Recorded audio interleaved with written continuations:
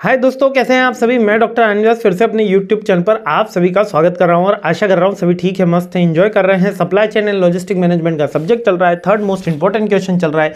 जल्दी से देख लेते हैं कौन सा क्वेश्चन है। जैसे कि अपन ने स्टेजेस देखी थी, नेक्स्ट जो इंपॉर्टेंट क्वेश्चन निकल कर आया है वो की इशूज इन SCM, यानी कि सप्लाई चेन मैनेजमेंट में कौन कौन से इशू आते हैं, कौन कौन सी प्रॉब्लम्स आती है।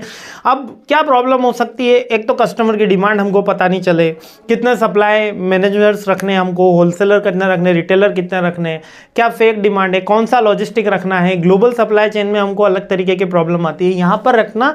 अगर ग्लोबल सप्लाई चेन मैनेजमेंट होगी तो उसकी प्रॉब्लम्स अलग हैं और सप्लाई चेन मैनेजमेंट आ जाए तो उसकी प्रॉब्लम अलग है। याद रखना, क्योंकि दोनों क्वेश्चन एक साथ एग्जाम में आ जाते हैं तो बच्चे दोनों का सेम आंसर लिखाते हैं, इसलिए इस पॉइंट को याद रखना, क्योंकि ग्लोबल में करेंसी वाले पॉइंट भी आ जाएंगे। थोड़े पॉइंट ओवरलैप करते हैं नो डाउट, लेकिन थोड़े पॉइंट अलग भी होते हैं, है ना। सबसे पहला सप्लाई चेन की विजिबिलिटी की, कितने नंबर ऑफ सप्लायर्स चाहिए हमको, कितने नंबर ऑफ होलसेलर डिस्ट्रीब्यूटर चाहिए। सेकंड, डिमांड फोरकास्टिंग एक सप्लाई चेन में सबसे बड़ा इशू रहता है, क्योंकि डिमांड के अकॉर्डिंग ही हम सप्लाई चेन बना पाएंगे। अगर ज्यादा डिमांड होगी तो ज्यादा बड़ी सप्लाई चेन चाहिए, ज्यादा होलसेलर रिटेलर चाहिए, और कम डिमांड होगी तो कम। और डिमांड कैसी होती है, फ्लक्चुएट होती है और वॉलेटाइल होती है, यानी कभी बढ़ भी जाती है कम भी हो जाती है। तो एग्जैक्ट डिमांड को फोरकास्ट करना भी एक टीडियस टास्क होता है।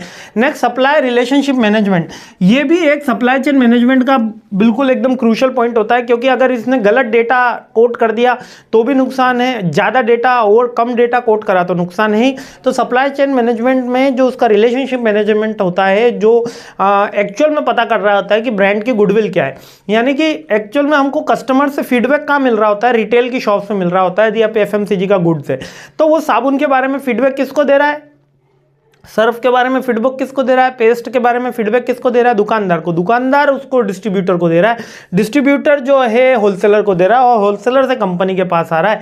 ऐसे कस्टमर जाके कहीं पे फीडबैक फॉर्म नहीं दे रहा, तो सप्लायर रिलेशनशिप मैनेजर का एक बहुत ही इंपॉर्टेंट रोल होता है।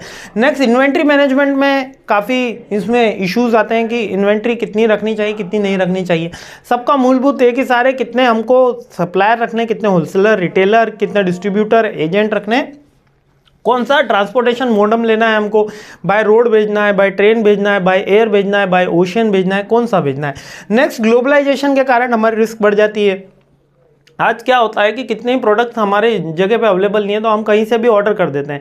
जैसे कि ई-बुक्स, जैसे कि हम अवेलेबल करा रहे हैं, तो बच्चा कहीं भी बैठा हुआ, ऑल इंडिया ऑल वर्ल्ड कहीं भी बैठा हुआ अपनी ई-बुक्स बाय कर सकता है। आप बाय कर सकते हो और आपको आपकी मेल के ऊपर डिलीवर्ड हो जाएगी।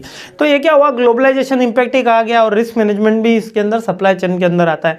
और टेक्नोलॉजी इंटीग्रेशन, अगर टेक्नोलॉजी का इंटीग्रेट नहीं करोगे तो सप्लाई चेन में दिक्कत है, क्योंकि कितने पार्सल आ रहे हैं, कहाँ पहुँचा है, उसकी ट्रैकिंग करना, और कितना कस्टमर का रिस्पॉन्स है, कितना कैश ऑन डिलीवरी और रिपीट कितना आ रहा है, कितना नंबर ऑफ रिटेलर्स के स्टॉक कहां कहां रखा हुआ है, ज्यादा स्टॉक तो नहीं रखा हुआ है। अगर ज्यादा स्टॉक रखा है तो जहां पर स्टॉक की शॉर्टेज है वहां पे पहुंचाया जाए, ओवर प्रोडक्शन ना करा जाए, अंडर प्रोडक्शन ना करा जाए।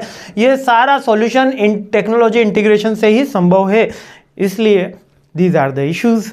तो ये इश्यूज भी कह सकते हो, प्रॉब्लम भी कह सकते हो, चैलेंजेस भी कह सकते हो। ये 3-4 तरीके से क्वेश्चन पूछ लिया जाता है कि सप्लाई चेन मैनेजमेंट के इश्यूज, चैलेंजेस, प्रॉब्लम्स बताइए, या इसके वो पॉइंट्स बताइए जिन पे एक अच्छी सप्लाई चेन मैनेजमेंट को वर्क करके वो एक गुड सप्लाई चेन मैनेजमेंट बन सकता है।